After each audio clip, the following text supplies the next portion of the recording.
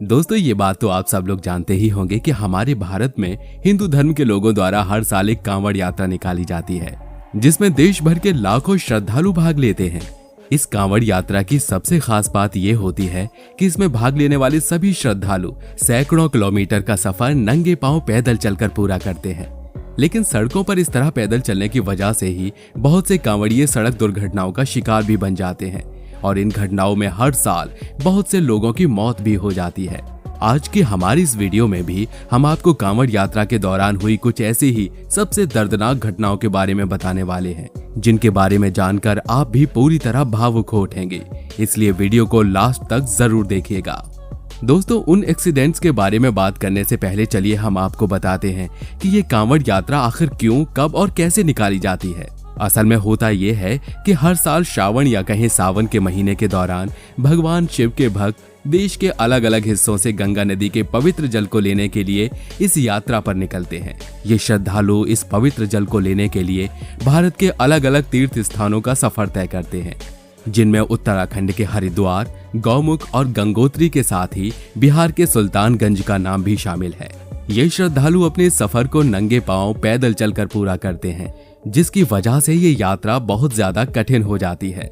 तीर्थ स्थान पर पहुंचकर ये लोग गंगा नदी के पवित्र जल को 2 घड़ों में भरकर उन्हें एक बांस के दोनों सिरों पर बांध लेते हैं और फिर उस बांस को अपने कंधे पर रखकर वापस अपने घर की तरफ निकल जाते हैं। घर आने के बाद ये लोग गंगा से लाए उस जल को अपने नजदीकी शिव मंदिर में ले जाकर उसका अभिषेक करते हैं और जलाभिषेक करने के बाद ये कांवड़ यात्रा समाप्त हो जाती है। खैर चलिए वीडियो में आगे बढ़ते हुए अब हम आपको कांवड़ियों के साथ घटित हुए कुछ दर्दनाक हादसों के बारे में बताते हैं। तो दोस्तों, सबसे पहले बात करते हैं उस हादसे की जिसमें न सिर्फ 3 कांवड़ियों ने अपनी जान गंवाई थी, बल्कि साथ ही दर्जनों कांवड़िए घायल भी हो गए थे।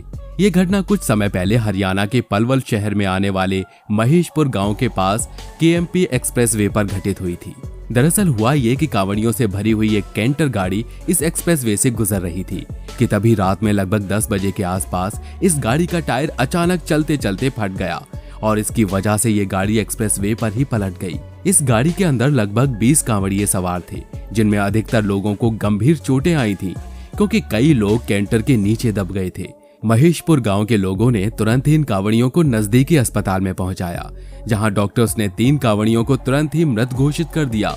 इस हादसे में लोगों को ऐसी चोटें आई थी कि गांव के बहुत से लोग तो उन्हें देखने तक की हिम्मत नहीं कर पाए थे।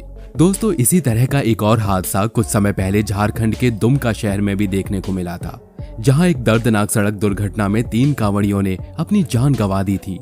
दरअसल हुआ ये कि उत्तर प्रदेश के सपहा गांव के रहने वाले कुछ कांवड़िए बासुकीनाथ मंदिर में पूजा अर्चना करके एक ऑटो में सवार होकर वापस लौट रहे थे कि तभी दुमका शहर के बनियारा गांव के पास एक हाईवा ट्रक ने बेकाबू होकर इस ऑटो को जोरदार टक्कर मार दी। ये टक्कर इतनी तेज थी कि इस हादसे में 3 कांवड़ियों की मौत मौके पर ही हो गई, जबकि बाकी के लोग गंभीर रूप से घायल हो गए थे।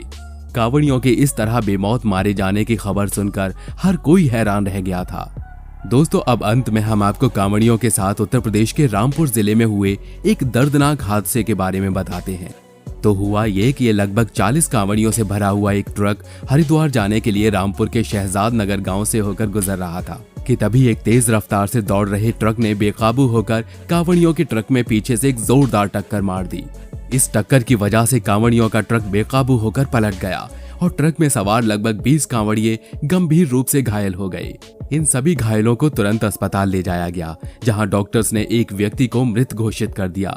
दोस्तों, कांवड़ियों के साथ इस तरह के हादसे होना कोई नई बात नहीं है। हर साल सरकार की ये कोशिश रहती है कि कांवड़ियों के साथ होने वाली इन सड़क दुर्घटनाओं को खत्म किया जाए, लेकिन लाख कोशिश करने के बाद भी इन दुर्घटनाओं की संख्या कम नहीं हो पा रही है।